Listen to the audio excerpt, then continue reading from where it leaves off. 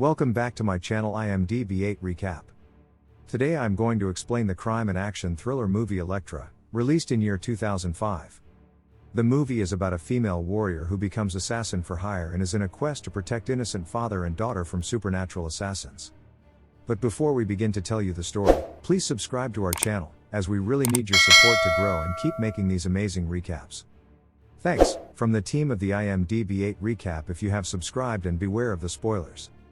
The movie opens with a man in a large house with his security guards. Bauer orders his men to take their positions while keeping an eye on the security cameras. The man tells Bauer that all his efforts are futile because no one can stop this woman. He tells Bauer that if he told the truth, he would never agree to perform his security duties for him. When he tells Bauer about Elektra, who has already killed 14 of his men in just 15 minutes, Bauer claims it's just an urban legend and that Elektra has been dead for years, but the man claims she was brought back to life by someone. He also informs Bauer that he now understands why Elektra left him alive. She simply wanted to make him feel what it's like to have nowhere to go and no way back, pretty much the feeling of helplessness. Bauer attempts to contact his men as the alarm goes off but receives no response. Bauer fires a full burst from his gun at the door when someone tries to open it. There is no one outside when he opens the door. Elektra appears behind him, places her knife on his neck, and tells him that he can't fight a ghost.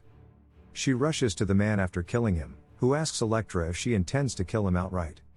Elektra responds that it won't hurt. When the man asks how she knows, she says she died once. During these discussions, the man prepares to shoot Elektra with his gun, but she kills him by stabbing him with her knife.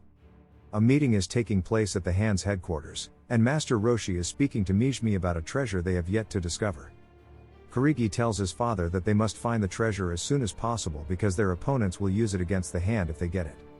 However, Mijimi believes that they should conduct this investigation quietly and calmly.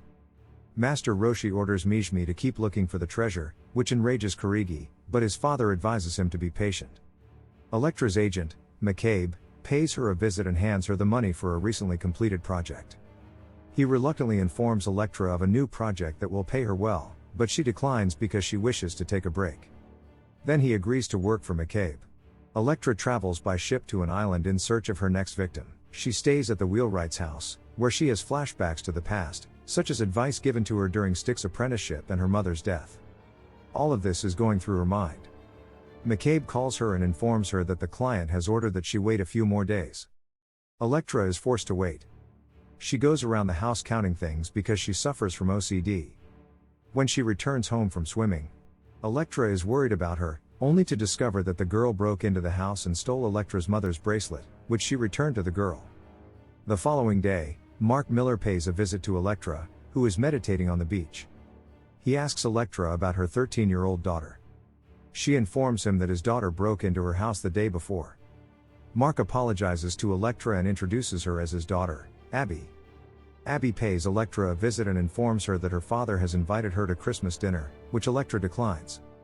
Mark is unaware that Abby has left the house, and he is pleasantly surprised to see Elektra. She comes home after spending time with her father and daughter. The next day, she learns who she needs to assassinate for her next assignment, and it's none other than Mark and Abby. Elektra is getting her weapon ready. Despite her best efforts, she is unable to complete her task and considers returning.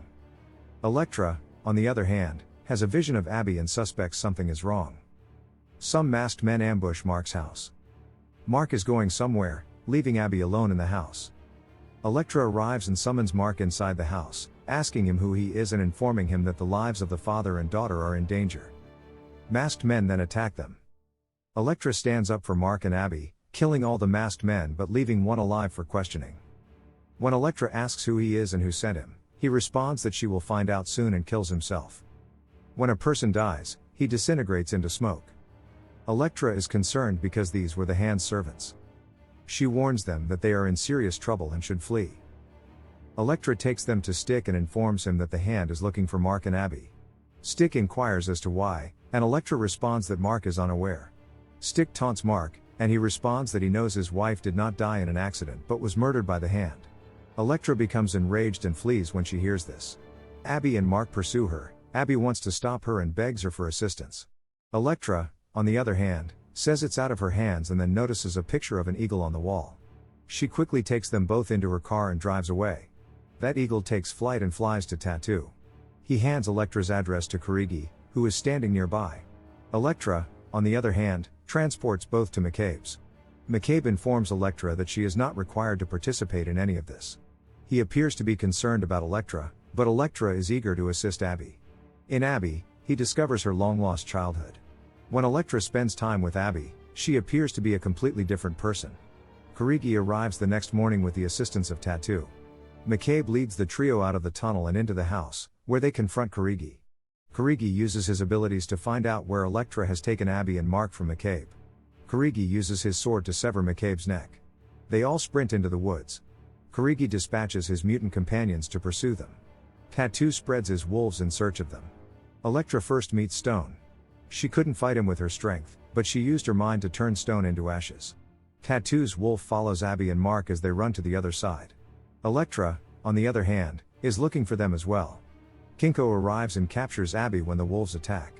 Amazingly, Abby uses her glowing chain and fights Kinko. Kinko is then killed by Mark, who stabs him in the chest with his own dagger. Elektra is taken aback by what she sees. Then Typhoid appears and kisses Elektra, infecting her.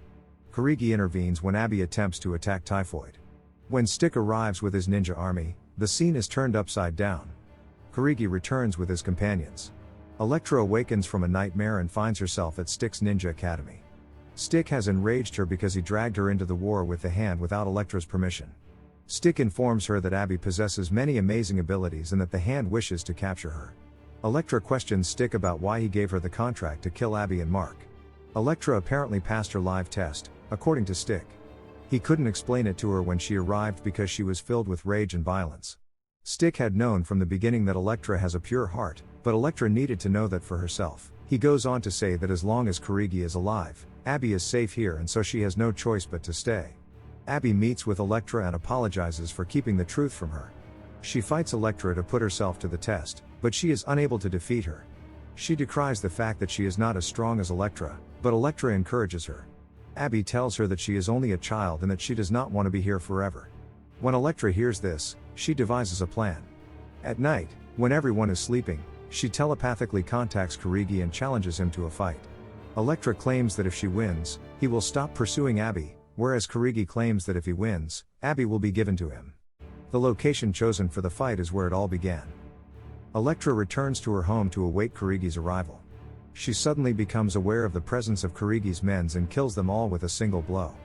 Kurigi enters the house after admiring her foresight while watching a massive explosion. Elektra's mental image of the demon who killed her mother was completely erased when she saw Kurigi. Kurigi is her mother's murderer, and she discovers that today they are now fighting each other. Kurigi defeats Elektra, and Abby enters the scene. She tries to fight Kurigi, but she is outmatched by his speed. Kurigi assures her that being under the Hands, she will taught everything. Meanwhile, Elektra regains her abilities and flees with Abby. She walks into the maze, instructing Abby to follow her. But while running, Abby is left behind by Elektra and captured by the snakes sent by Tattoo. Elektra employs her vision to locate Abby. Instead of looking for Abby, she goes to Tattoo and kills him, freeing Abby from the clutches of the snakes. Elektra enters the maze in search of Abby, while Abby confronts Typhoid. Typhoid tells her that she was once a treasure, but she has now taken her place. Typhoid intends to kill Abby. She infects her after saving herself from Abby's attack. Elektra, on the other hand, runs into Kurigi again, and the two engage in fierce combat. Elektra makes a move and stabs Kurigi in the chest just as he is about to kill her with his final blow. Kurigi passed away in the next scene.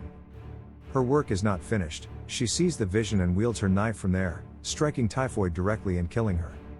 Elektra picks up Abby and carries her to the room. Abby is no longer alive.